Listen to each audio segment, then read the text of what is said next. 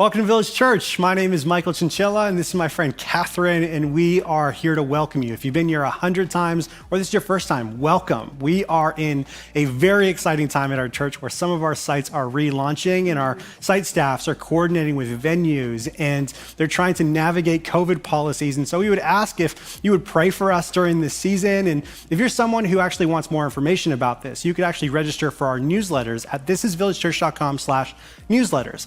And if you're the kind of person who just wants to serve with us and volunteer or any action steps from this service, you can go to thisisvillagechurch.com/nextsteps. I am so excited to hear that some of our sites are finally starting to open up again. And I just want to let you know that our village kids and our village youth is still continuing to happen and will continue to happen as the sites continue to open up. So if you have any kids at anywhere from age kindergarten to age 18, I encourage you to check this online. It's gospel-filled content for your children, and you can go online and check that out. Let's continue to praise together.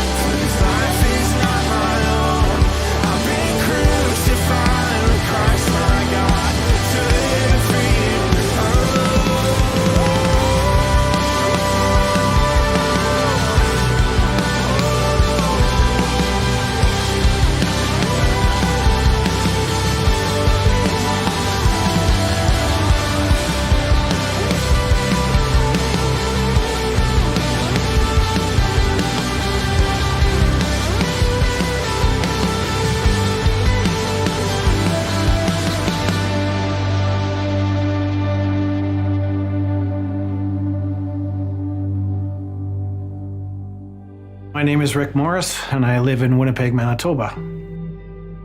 I had a lot of anxiety problems. I turned to alcohol. I turned to drugs. I got myself mixed up with the wrong crowd, committed adultery, did everything that I shouldn't have done. I knew I needed a huge change. I didn't know if I was ready for that yet. I was walking around angry all the time. I was never happy. It took me into a real dark place, and unfortunately, I didn't think that God could pull me out. At that time, I wasn't even considering God. After I really drastically slowed down on my alcohol intake and I cut out drugs for several years, I started finding it very hard and difficult to deal with my past and deal with my memories. And at the time, I didn't realize that it was the sin that I was trying to get rid of. And I tried forgiving myself for a few years. There was a lot of tears. There was a lot of confusion. There was a lot of anger still. I could not understand how to forgive myself until I started understanding more about Jesus and more about sin and more about forgiveness through the Bible, through church, through talking with Pastor Kevin. When I first met Kevin, I'm not going to lie, I was a little bit put off that we had a pastor on our football staff because I was volatile. I was outspoken, and I wasn't sure how that would work. The more that I spoke with Kevin, the more I realized that he is a really good person, very easy to talk to.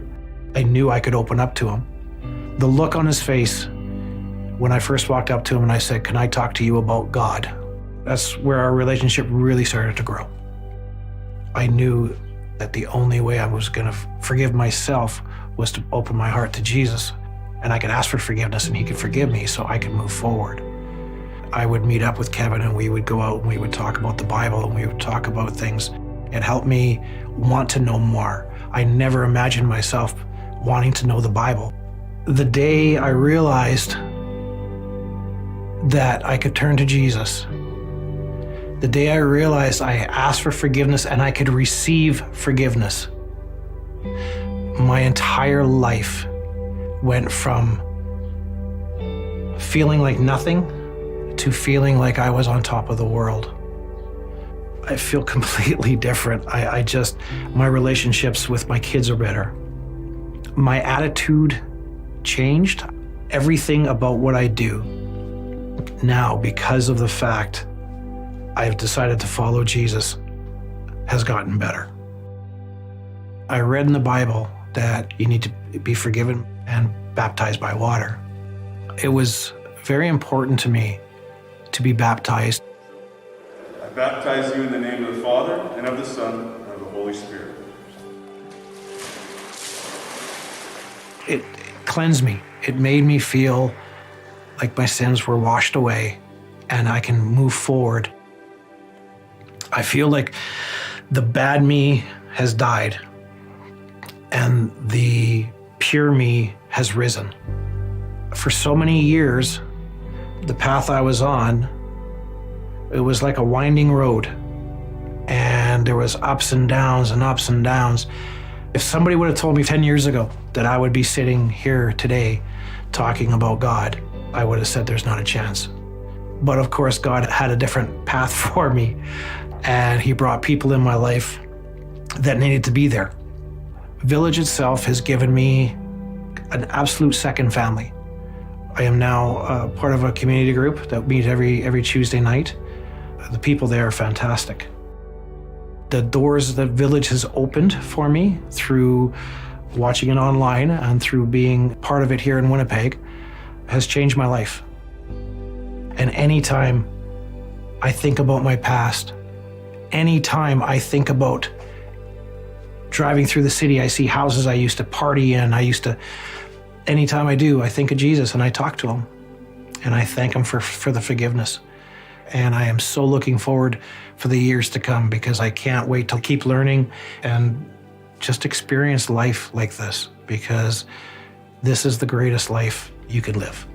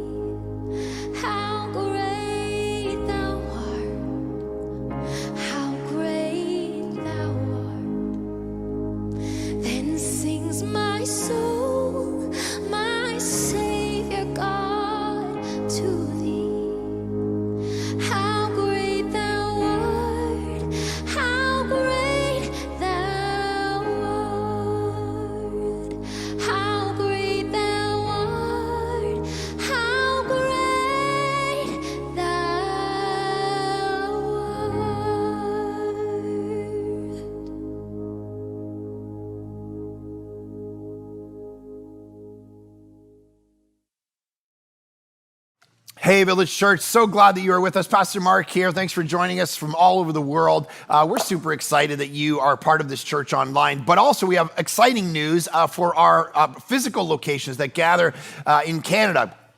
The Calgary site, you guys get to actually gather today. This is your first day of gathering, July 4th. In person, of course, you've texted and registered, and there's a certain amount of people at certain times, and this is the way we're doing it 2 weeks from now on July 18 at our Greater Vancouver area sites. All of those sites, other than our Surrey site, is able to gather physically, in person. There's certain restrictions going on. You have to, text in and say, I'm coming and all of that. So hopefully you're on the newsletter. We know you're coming, you register, but we're super excited. This is a great first step, and we're working with the Ministry of Education around the Surrey site, the Bell Center site, in order to get in there as soon as possible as well. So stay tuned if you attend that site. Super exciting though. What a moment. We get to start to regather, and hopefully that just continues to grow and grow and grow. So God bless you guys. So glad you're with us. John chapter 5. We are now in chapter 5. Let's go.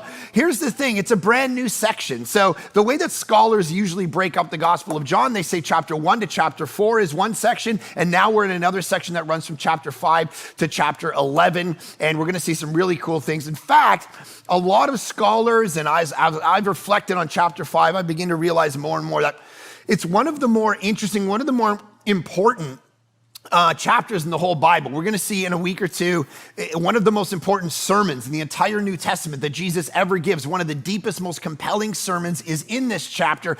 But there's something that happens to set all of that up. And it has to do with who Jesus is, his identity. And I realized this is such an important question, and here's what I mean by it. So 2 nights ago, my daughter wants to go down to, there's a beach near our house, and she's meeting some friends for a little birthday party, all COVID, regulations intact. And I drop her off, and I leave, and then I come back to get her. And I pull up, and I'm listening to some sappy, sentimental country song, all right? Just like, and I want my dog back and my boyfriend's, but whatever it was, I don't even remember what it was. And I'm sitting there feeling all sentimental, and I'm pumping this music. I got my windows down, and I'm kind of a cloud. Like, I don't tell people I'm like the sappy country sentimental guy, but sometimes it grabs my heart.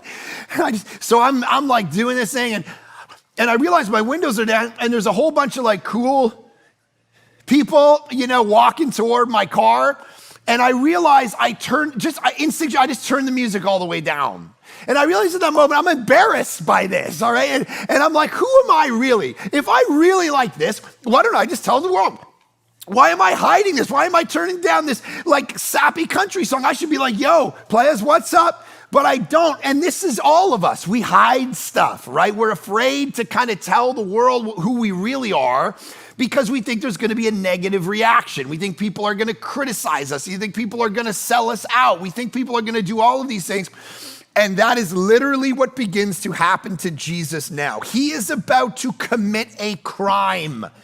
And this crime, this moment, even though we don't really see it when we start to read it, what we begin to realize is what is about to happen in Jesus' life. He's about to commit a crime that then leads to a trial where people start to say, let's put him on trial. We got to actually think about that. We got to put this guy away. We're going to end up killing this guy.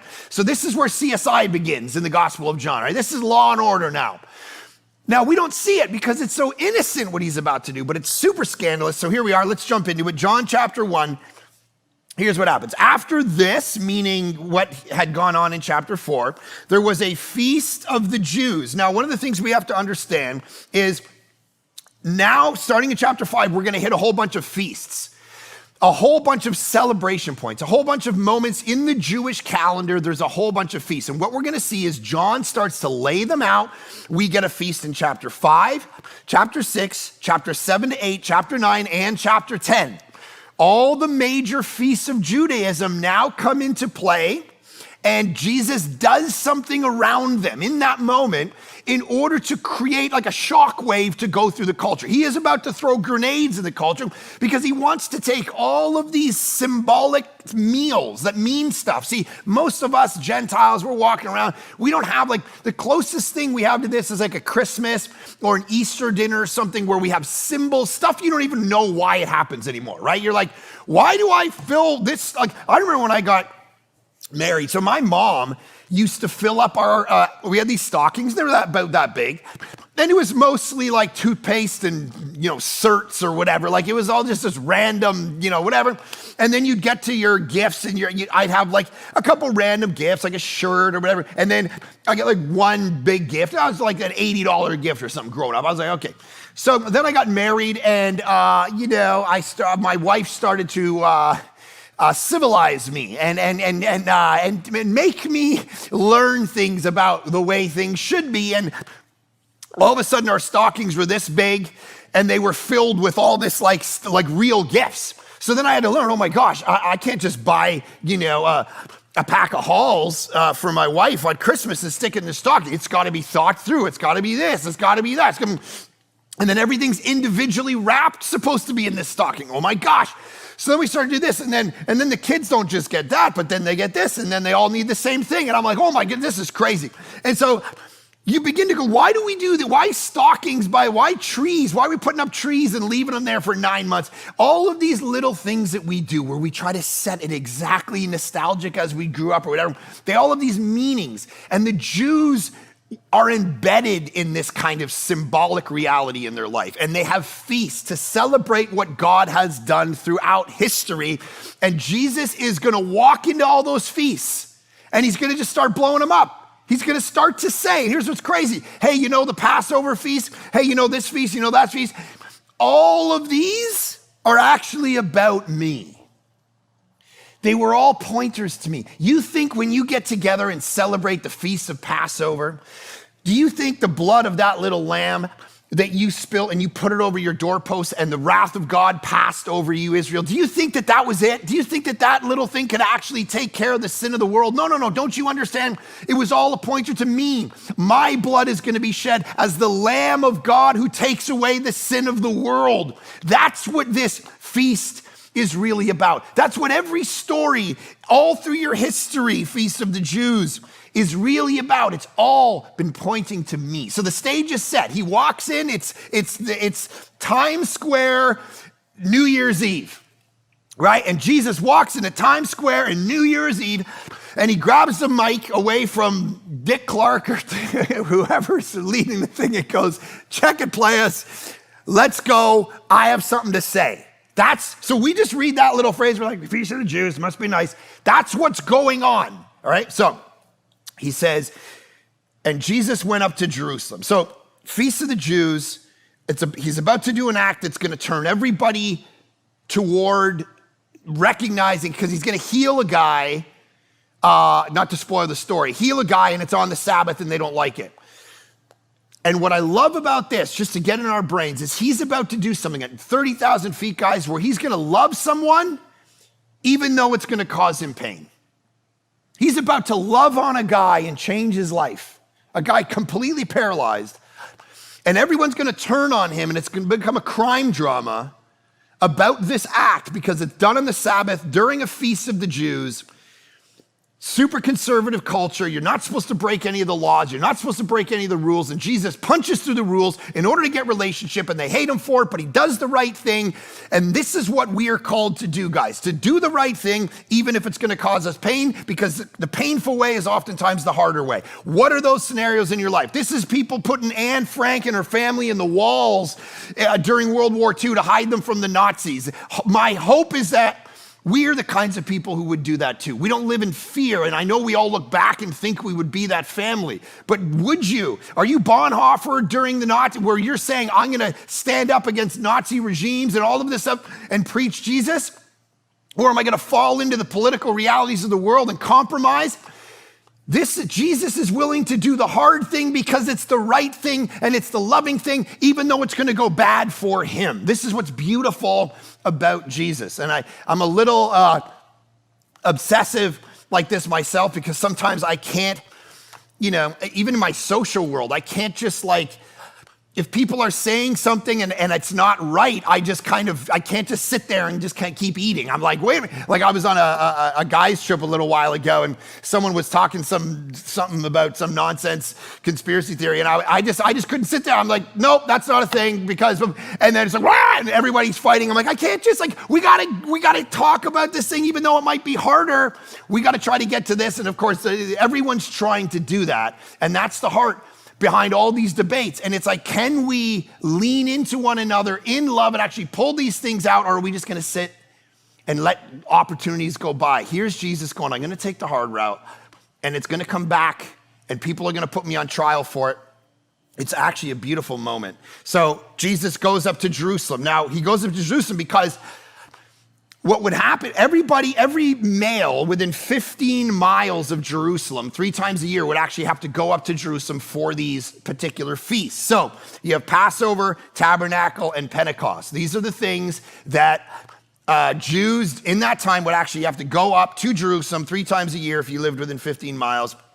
And it says, now there is in Jerusalem by the sheep gate a pool, in Aramaic called Bethesda, which has 5 roofed colonnades. So let me just start with this. Those of you who are skeptics about Christianity, this is a great verse for you, because so here's what happened for like 200 years post-Enlightenment.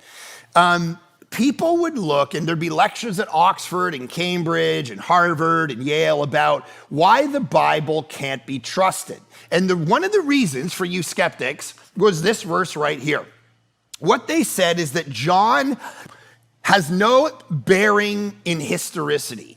He's making things up so much that he's just making up geographic regions that don't exist. And they would cite this verse as one of the great reasons you should all drop kick your Bible and walk away from it and never trust it again, because this simply didn't exist.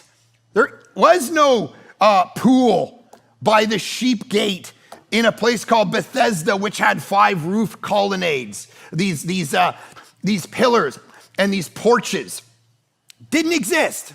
And people would walk away from Christianity and say, I can't trust the Bible. But then here's the problem.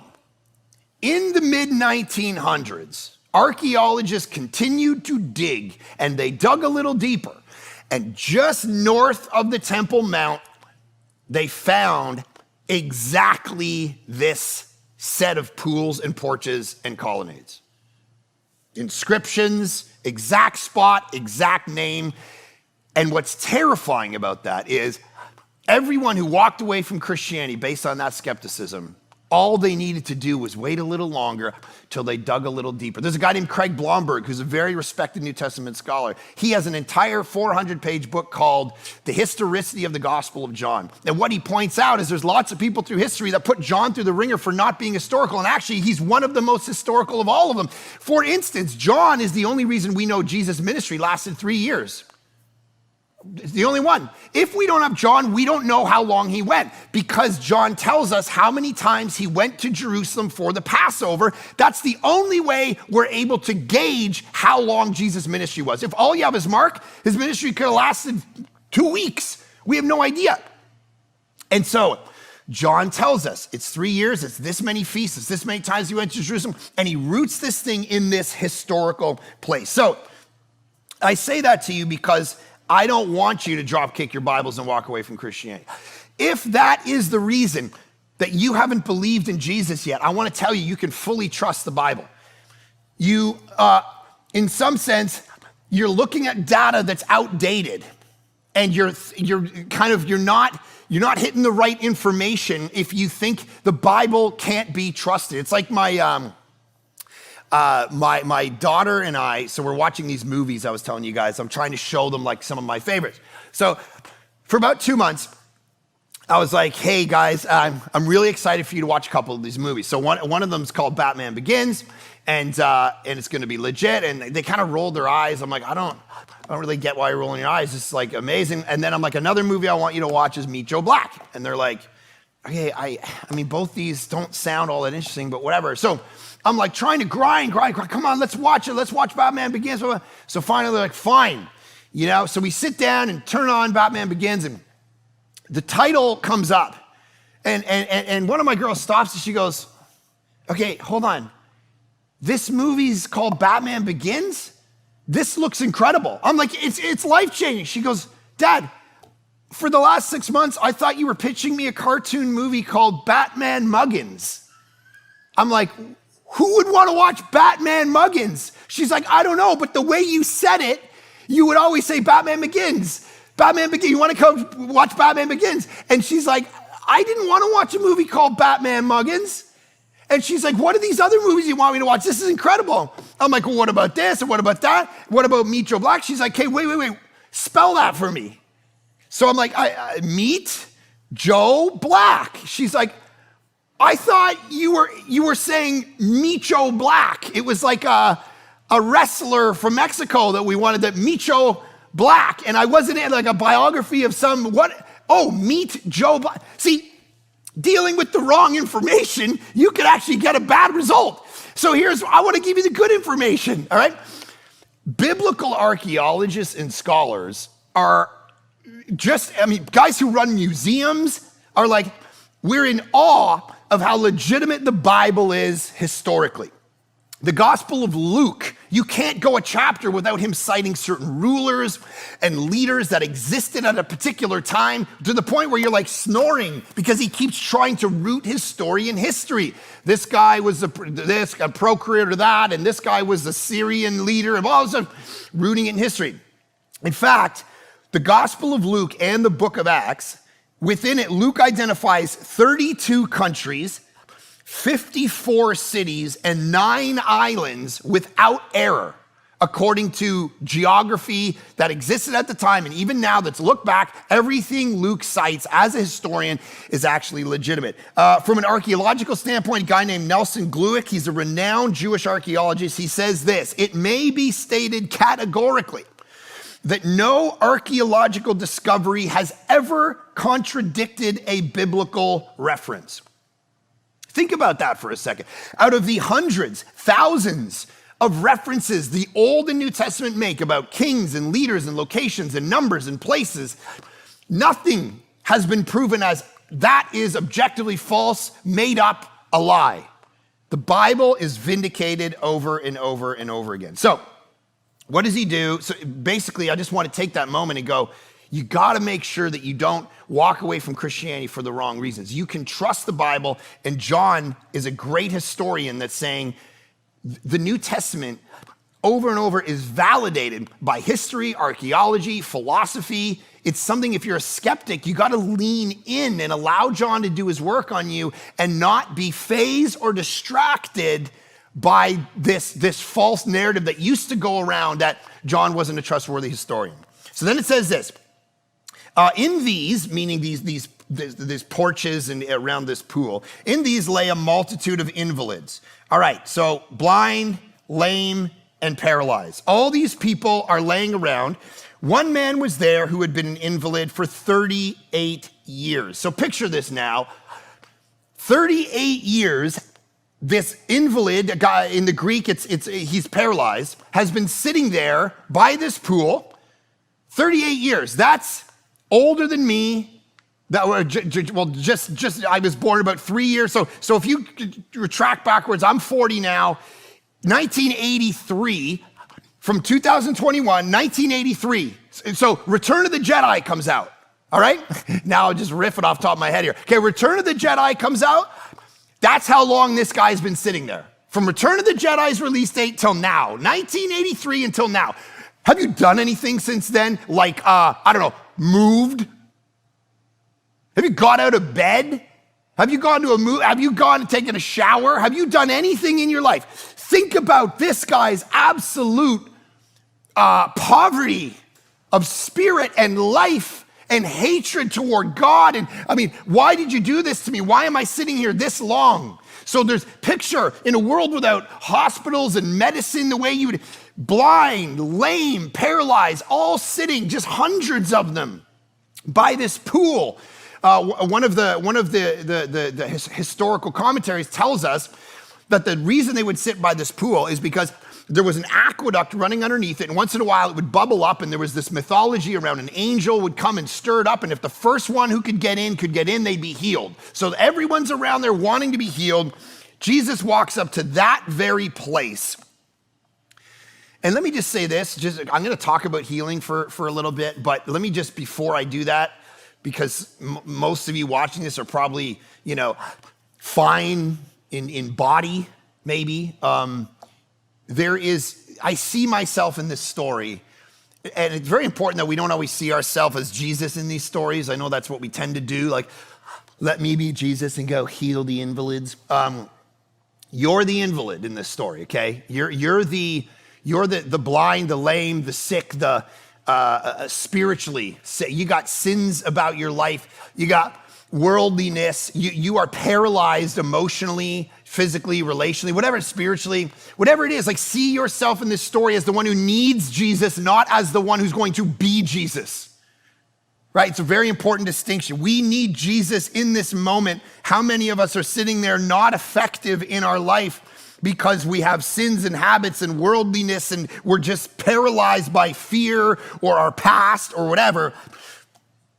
I've been through those moments in my life. I mean, COVID has been a especially hard moment for so many people, paralyzed in fear. They're saying statistically, what we're going to see in the next year is more people quitting their jobs than we've ever seen, because people are having existential crises right now. Am I the mother I'm supposed to be? Am I the business leader I'm supposed to be? Am I the friend have I been the, and we're in this like tumult, just this crazy, we don't know what to do. It's all cloudy and misinformation. And we're like, we don't know, we haven't seen someone physically for so long that we're going to start quitting jobs and making lifelong decisions, some of which will be bad. Some of them will be good. Some of them will be bad. We all have these moments. And the answer to those moments isn't just reading a book and getting a good podcast and trying to work your life out and figure out. The answer to that is Jesus. That's how your paralysis will end. That's how maybe it's spiritual blindness or that needs to actually be lifted from your life, where you haven't trusted Jesus yet. You don't understand the gospel yet. You're still working out of religion or another religion or atheism or agnosticism. And the blindness, as Paul says, when you're in that state, it's not that you just haven't done enough information. Paul says there's a blindness spiritually that's going on in your life that Jesus can heal and touch and save and transform and set us all free from. And so, now, many scholars have pointed out that this guy was in the worst scenario you could basically be, because here he is sitting in this pool, and Jesus leans into him, right? We're going to see, look at this. When Jesus saw him lying there and knew that he'd already been there for a long time, he said to him, "Do you want to be healed?" Now, of course, he's going to heal him in a sec, but here's what I love. Jesus looks at the guy who's been lying there for a long time, and he moves toward him, not away from him. The followers of Jesus move toward the unloved ones, the ones without the friends, right? The ones who are marginalized, the ones who need to be encouraged. Think about that for your own life. At any age and stage you're watching this. This might be your high school student, and you got the kid who's always made fun of, and they don't have any friends. Do you lean in or away because they're not part of the cool crew? If you're an adult at the party, do you lean in or away from the people who is the uncool one? Maybe the one, it's hard to hang out with people who are struggling, isn't it? It's easier to go through the ones who have arrived, who are doing well, because they don't drag you down with their emotional baggage. And here's Jesus doing the opposite. He leaves the ones who might just be blind, and he moves toward the guy who has paralysis for 38 years. 38 years. This is a move of justice toward the marginalized.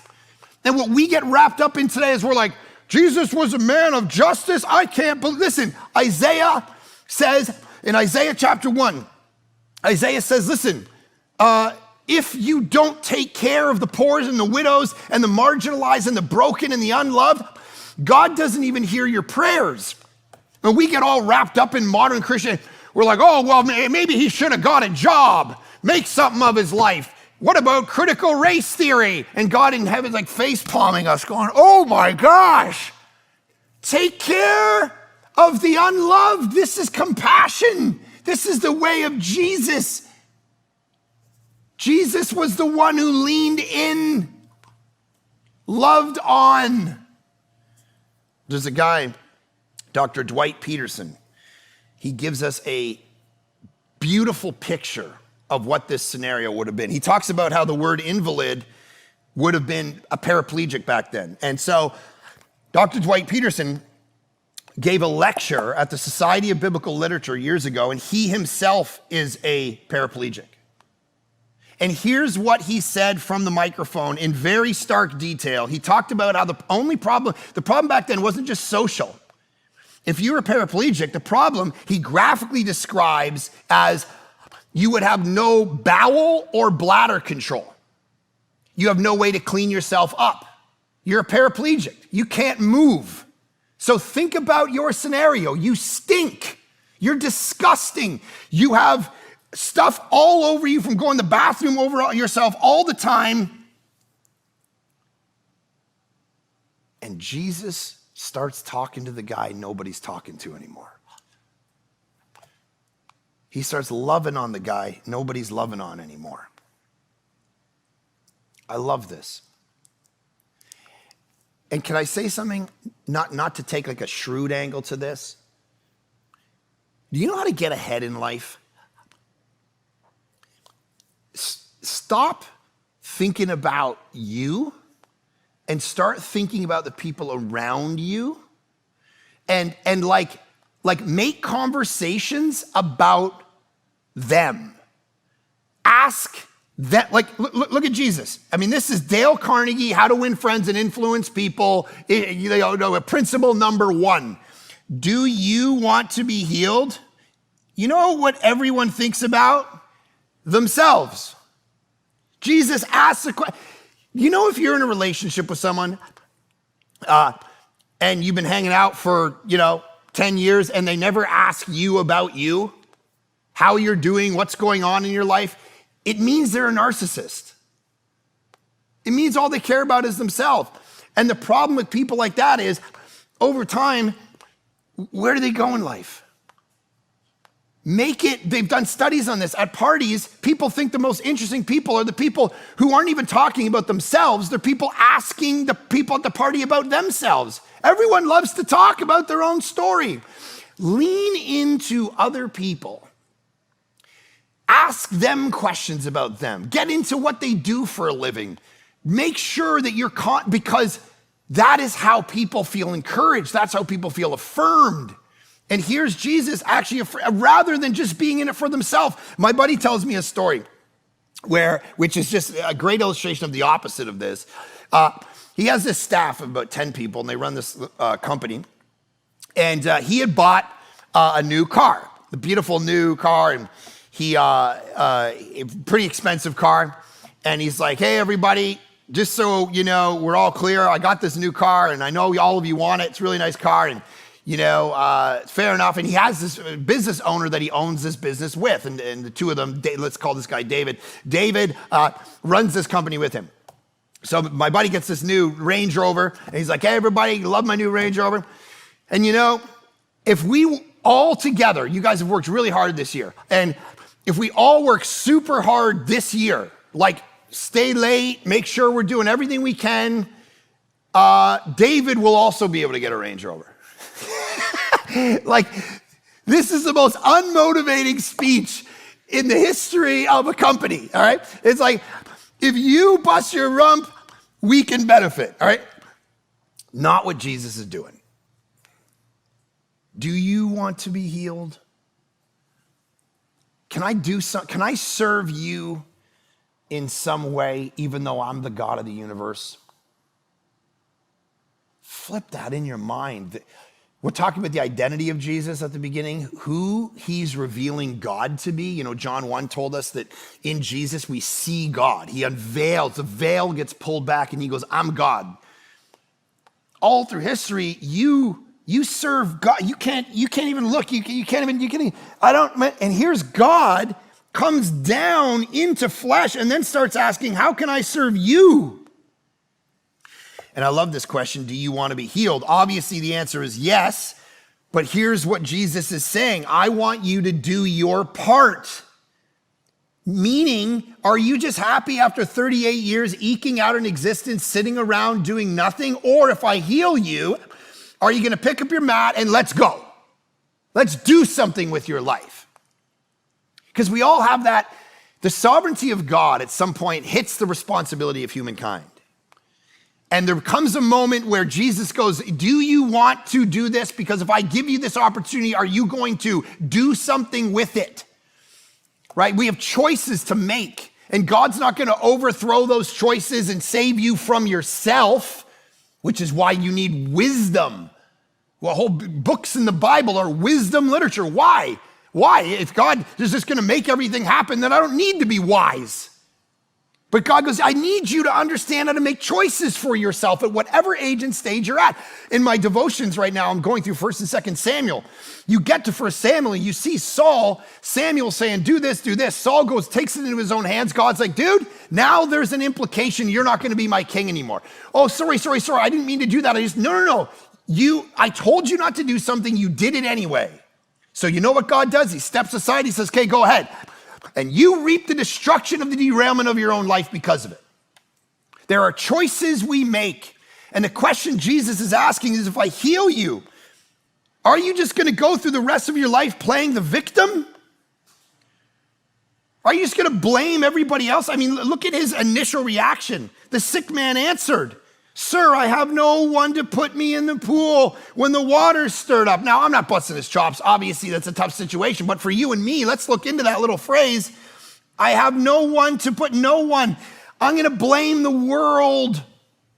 And Jesus goes, I just don't want, fair enough. I just don't want you to do that going forward. Look, I got a past, me personally, on paper, it's the kind of past that would result in maybe not good things for a young man. I don't know if I'm a young anymore, strong, I'm 40. I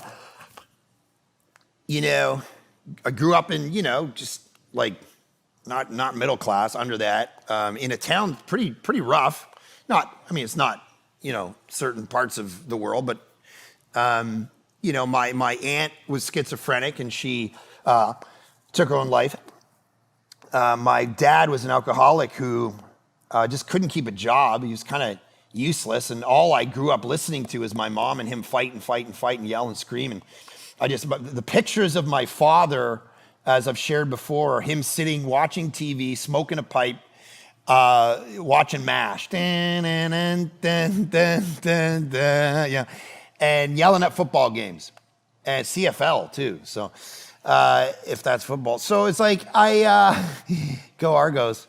So it's like, I remember, and then they divorced when I was like 7, 8 years old and got Tourette's syndrome and obsessive compulsive disorder out of that trauma, as I've shared many times. But when you're a young kid and you randomly say swear words at people, you're in school, you're making noise, doing things, that's weird. Like one of my habits growing up was giving the middle finger. Like they might have to fuzz this out. I'm not really sure what the church censorship is on this. Like if you got a PG-13 this, but literally one of my things was like doing this. So when you're like, when people turn around and they're like, you're sitting at a bus stop and you're like this, some guys all be like, this might not go good for you. That's all I'm saying. Like, how do you grow up and that ends up being okay? How do you end up normal when you're set up in this scenario where really I could be sitting here right now saying, my circumstances, my parents, my mental illness, all of this stuff, I get to blame the world for my stuff, but then I had to sit up and make some choices about my life. The first one of which was, Jesus, take me, heal me, do something in my life, transform me, push me in a way, and I needed his help. But another piece of it was my responsibility every day to wake up and make the choices that God was asking me to make. And I have a million of them just like you every single day. And I don't sit here today as any form of success or anything. I'm just saying I'm not a total disaster. I mean, I'm 90% disaster without Jesus, but I've been able to, because of the hard work and choices and getting up every day and saying, I got to do this. And this is the challenge for all of us, not to blame our circumstances or our past and the situation, because we're all going to have issues and problems and difficulties in our life. We're going to have stuff where we're just, it's not good. My marriage is bad. My job situation is bad. I got that diagnosis. It's bad. And the question is, if Jesus comes along and reaches out to you and says, let's go and do something, will you meet him halfway? Will you say, okay, I will do this. Let's go. Or will you just blame the world and do nothing with your life?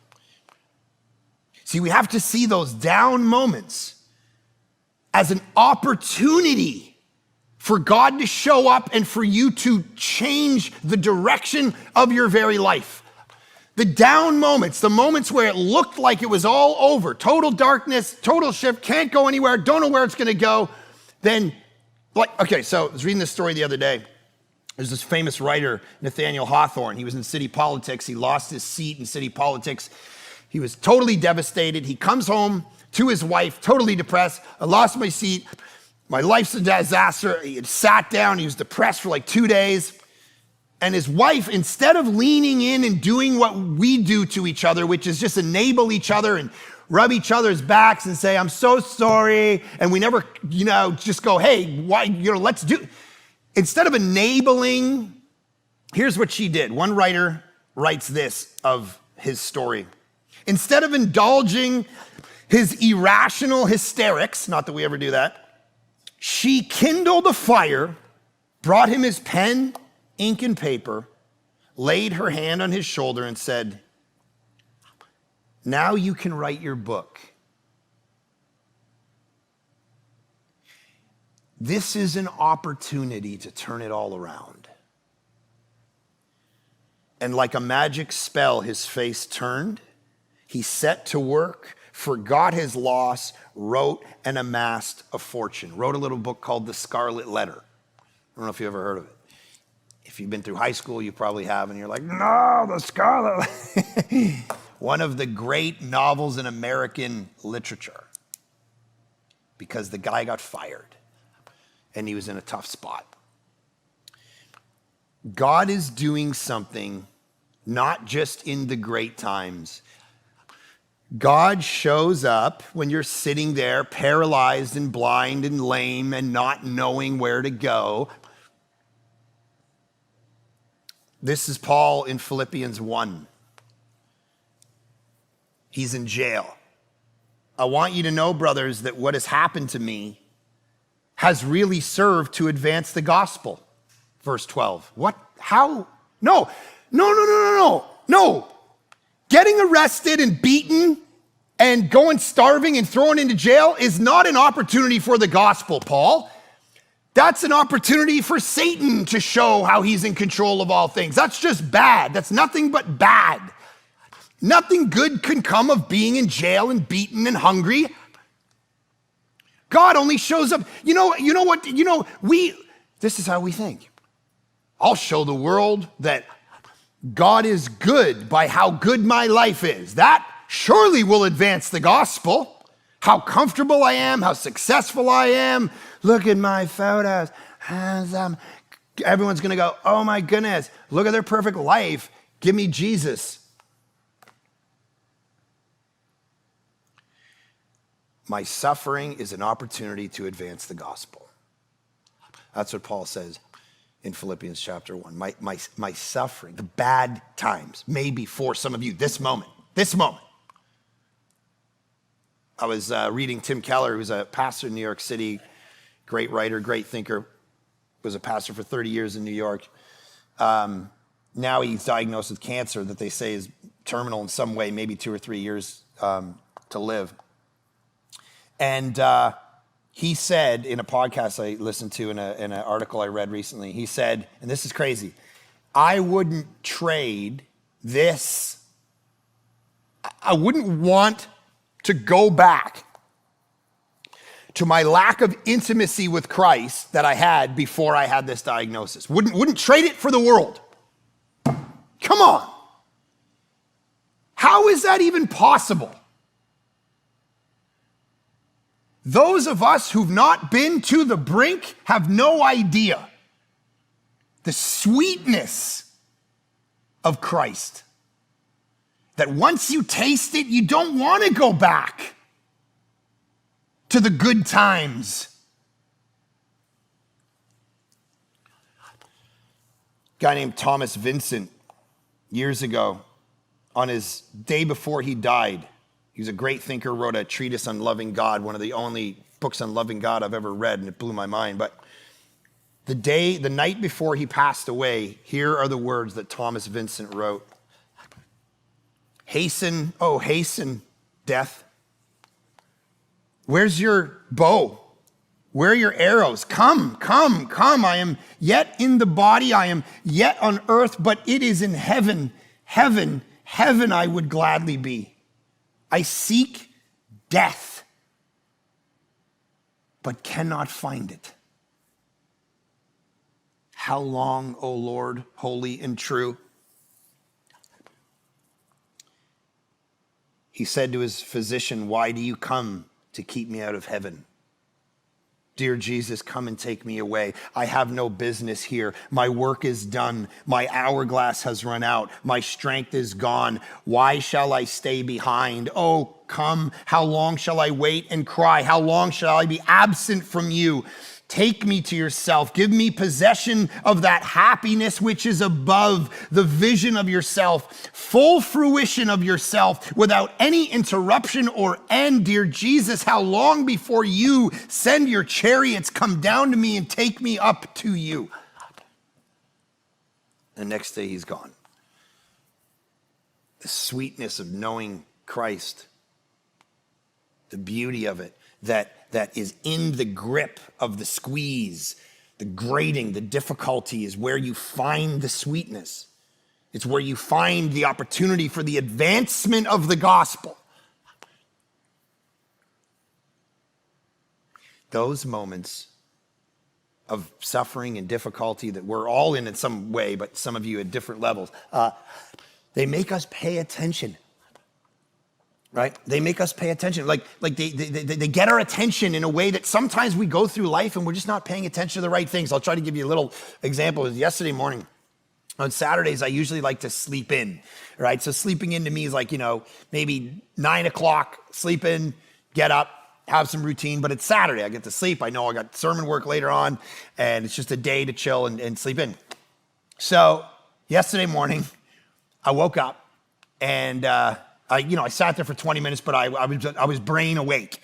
Don't look that up. I don't know if that's scientific, but I was awake in my brain, and I knew I wasn't going back to sleep. And it's so bright right now. It's June, so it's bang. It's like bright, and hear the birds. I just want to, anyway, kill birds.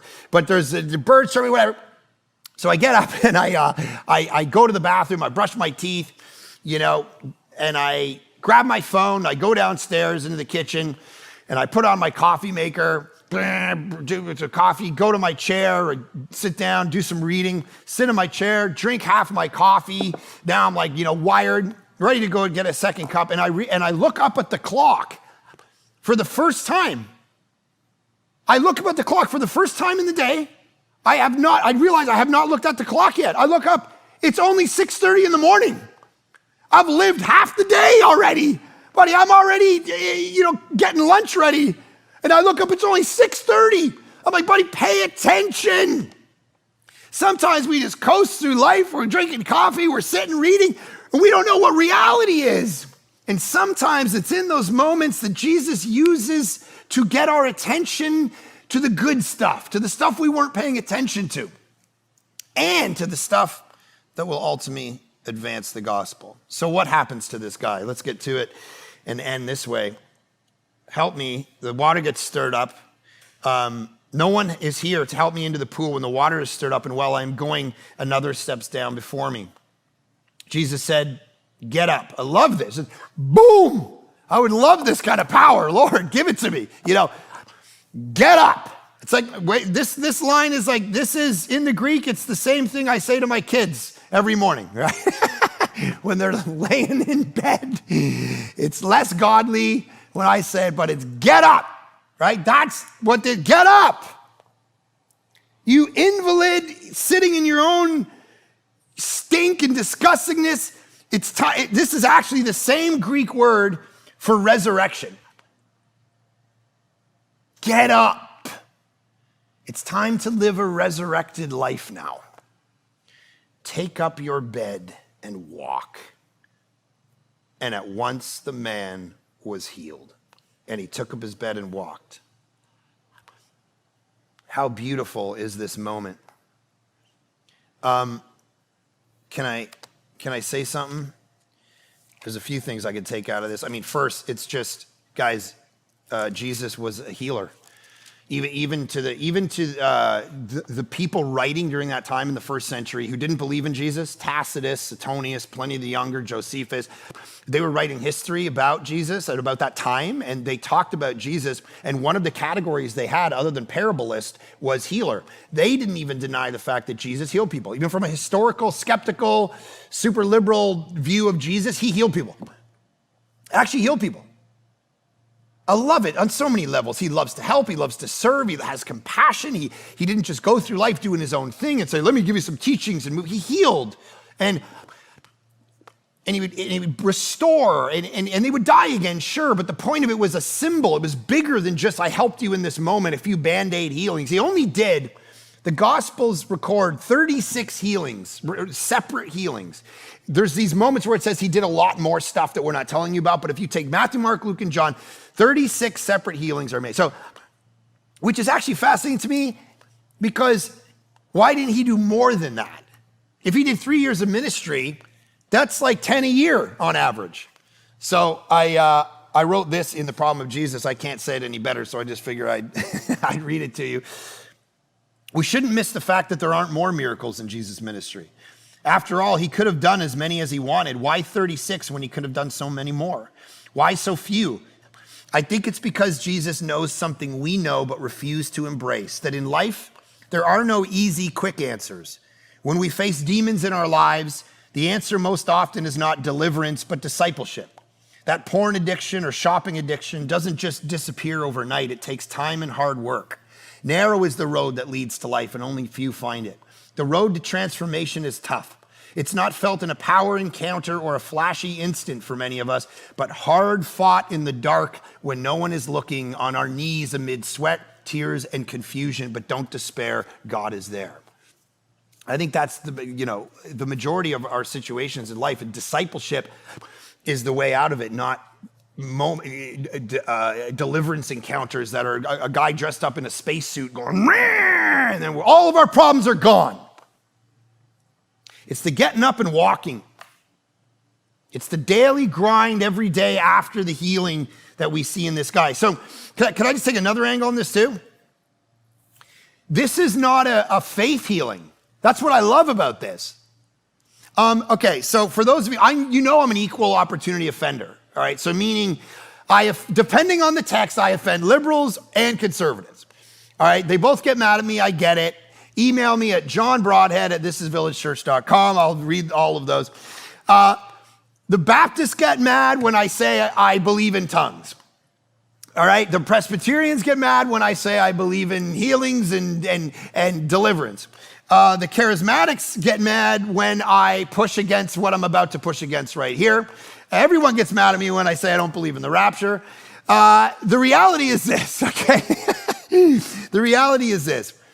This guy didn't stir up faith and believe if he could just have enough faith, he would believe in Jesus. In fact, you ready for this?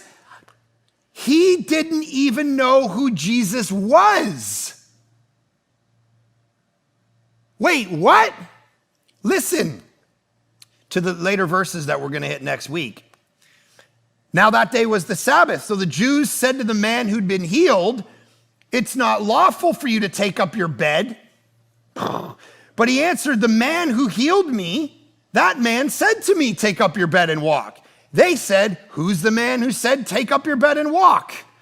Now the man who had been healed did not know who it was. Verse 13. Mic drop, Peter Popoff in the 70s and the 80s on television telling you the only way you're going to be healed is if you have enough faith. We've heard this a million times. And then he gets exposed as he becomes a multimillionaire because he's on stage and his wife's out in the audience getting information from people and feeding it to his ear. And he's like, it's like, this is people saying, if you don't get healed, it's all on you. And here's this guy, he gets asked, hey, what do you want? D.A. Carson, who's this great New Testament scholar, here's what he says. This verse reads less like an apt and subtle response to Jesus' question when he says, do you want to be healed? And the guy's like, well, no one can help me. More as a crotchety grumbling of an old and not very perceptive man who thinks he's answering a stupid question. It's like, he's not full of Christological, perfected faith in the finished work of the crucified and risen, and he only has so much of it, and then he gets healed. He doesn't even know who he's talking to. God moves first. Jesus moves on him, not because the guy's faith could do enough, because that puts the onus back on you. And how many people have I watched struggle under the weight and the burden of that kind of theology that says if you got problems in your life, it's all because of you. That's called karma. That's not Christianity. Jesus moves and heals, not based on the guy's amount of faith. There are moments in the New Testament where that does matter, and sometimes in our life that might actually be a thing, but that's not this. This guy doesn't even know who he's talking about. And here's what's beautiful about it, to come back to why Jesus doesn't heal more and more and more. Listen, in verse 14 of the same story, afterward Jesus found him in the temple and said to him, see, you're well. Listen to this, guys, listen to this. Some of you, all you're looking for is a physical healing. All you're looking for is God, fix my bank account. All you're looking for is give me this temporal success in this moment, this worldly thing, solve my problems. And then we ask the question, why only 36? Listen to this. Sin no more, that nothing worse may happen to you. Wait a minute.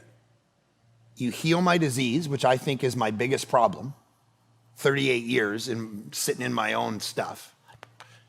Then you walk up to me 20 minutes later and you tell me that actually I got a bigger problem, which is sin.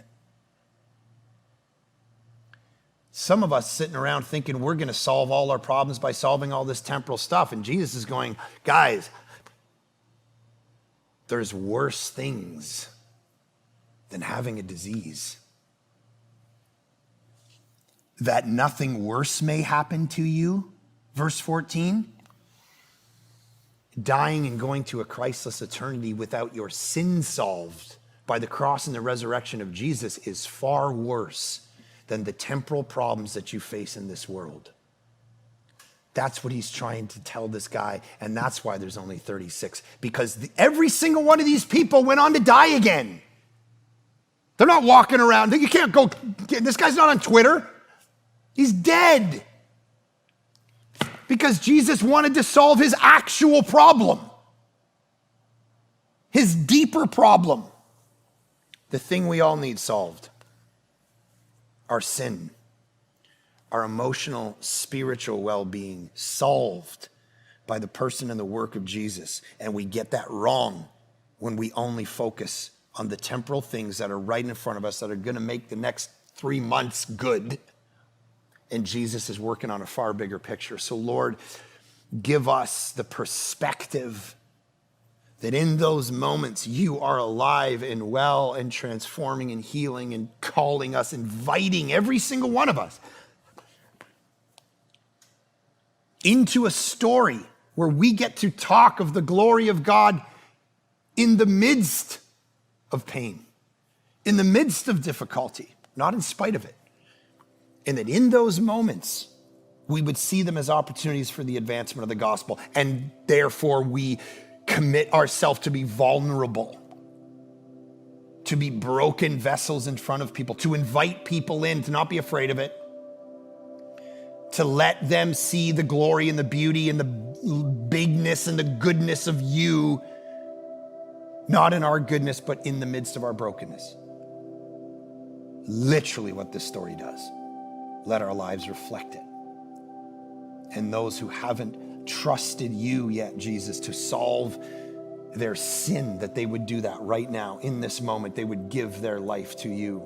Solve my sin. Thank you for dying on the cross, shedding your blood for my sin, rising again from death to save me from my sin. Save me from myself. Save me from the thing that separates me from God forever. Let me receive that gift and that forgiveness. Do that work among us. Every person watching this, listening to this, do your miracles among us. In Jesus' great name we pray. Amen. Hold me now in the hands that created the heavens. Find me now where the grace runs as deep as your scars. You pulled me from the clay. You set me on a rock. You called me by your name and made my heart whole again.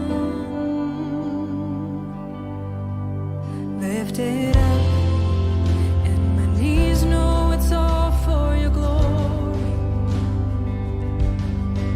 That I might stand with more reasons to sing than to fear. You pulled me from the clay.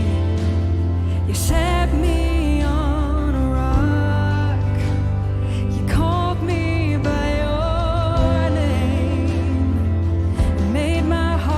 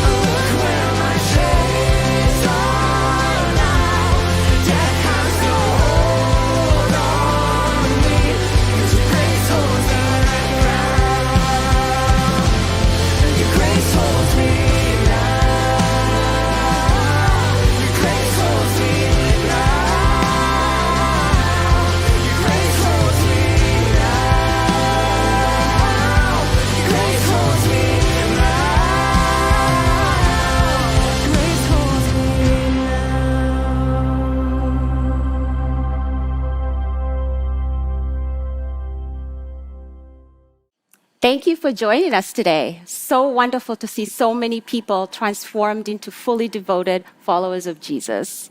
And if you're somebody who's looking to partner with us financially, you can go to thisisvillagechurch.com/give, or better yet, you can text Village Church to 77977. Thank you so much for being here. We will see you next time.